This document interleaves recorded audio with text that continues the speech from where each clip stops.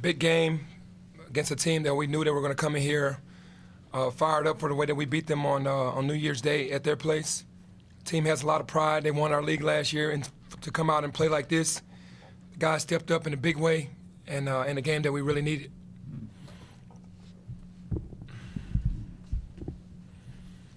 Penny, you guys, I think, have won 6 of the last 7 matchups. Obviously, we know what you guys did on New Year's. What is it about this matchup that you think just kind of brings out the best in this team?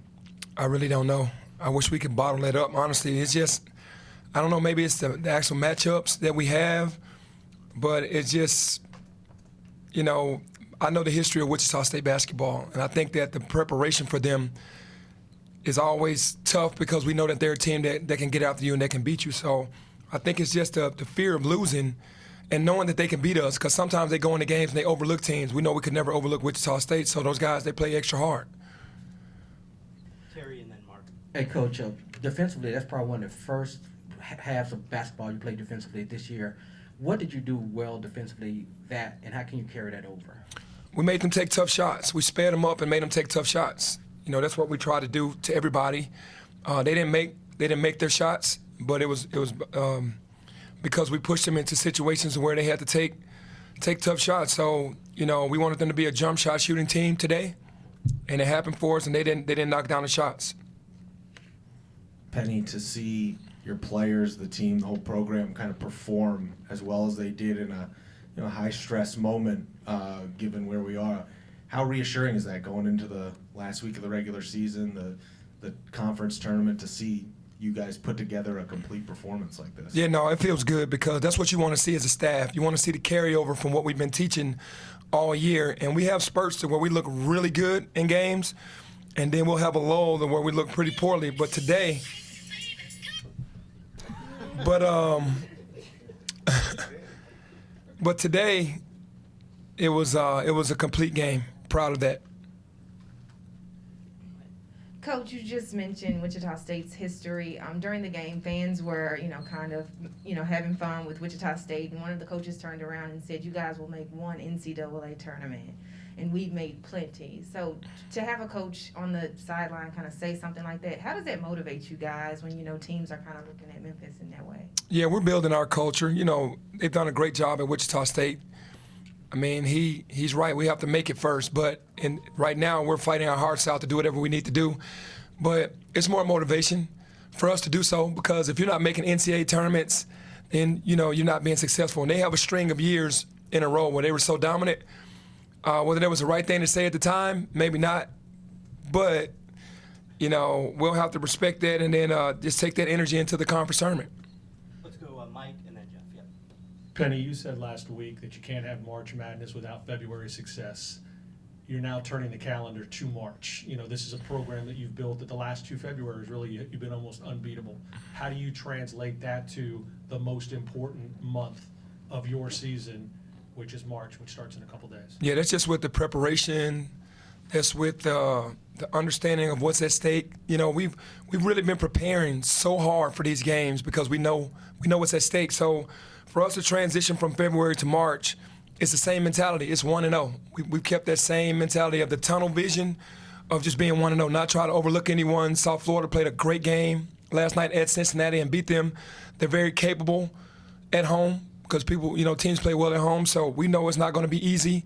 We never said it was going to be, and we just have to go out. We're in a position to take care of our own selves, and we just have to continue to stay strong and stay together.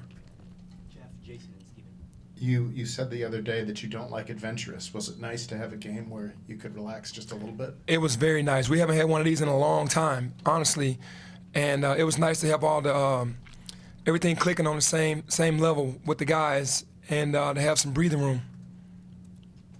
Is today's game a sign of you kind of getting your wish? You've said before you when you get to a 10-point lead, you want to push it to a 15, to a 20, to a 25, and they kind of did that today. I mean, is this a sign that they're finally sort of things are clicking for the players?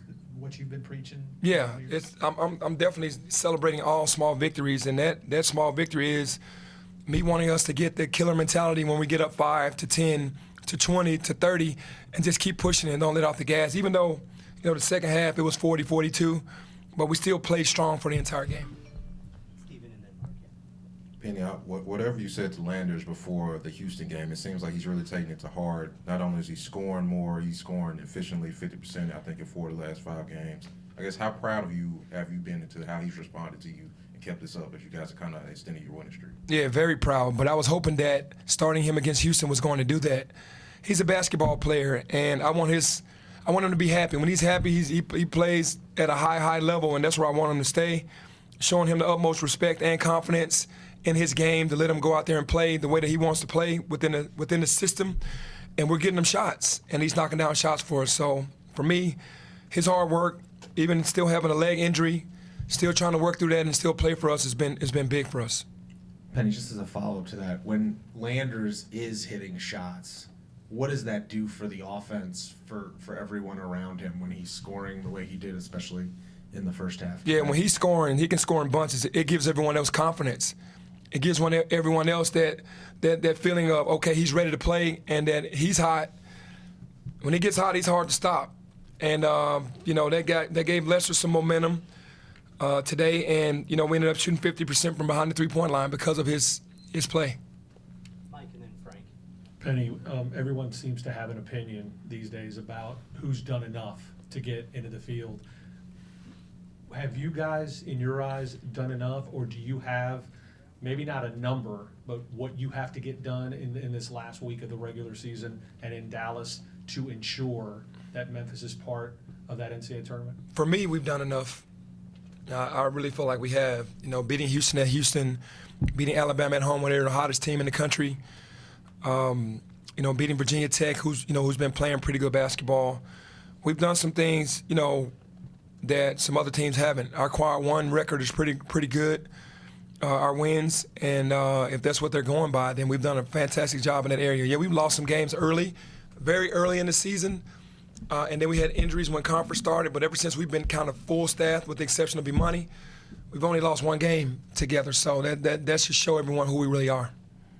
All right, finish up with Frank. Penny, Jalen continues to make an impact both ends of the floor. I'm curious if he reminds you at all of a teammate or opponent from your own playing career. Yeah, he reminds me of Chris Webber. Kind of has the same mannerisms as Chris Webber. Definitely, me and Rasheed spoke about that when he was here, and we were talking about Jalen's game. Those similarities for sure, I would say Chris Webber. Okay, hey, one more real fast, Mark. Yeah. You mentioned Imani. Is there like a date or game where it's too late for him to come back? From whatever he's dealing with, his back injury, or is there? Do you have? I don't think so. I don't think there's a date too late. If he's ready to play, we're just waiting on him.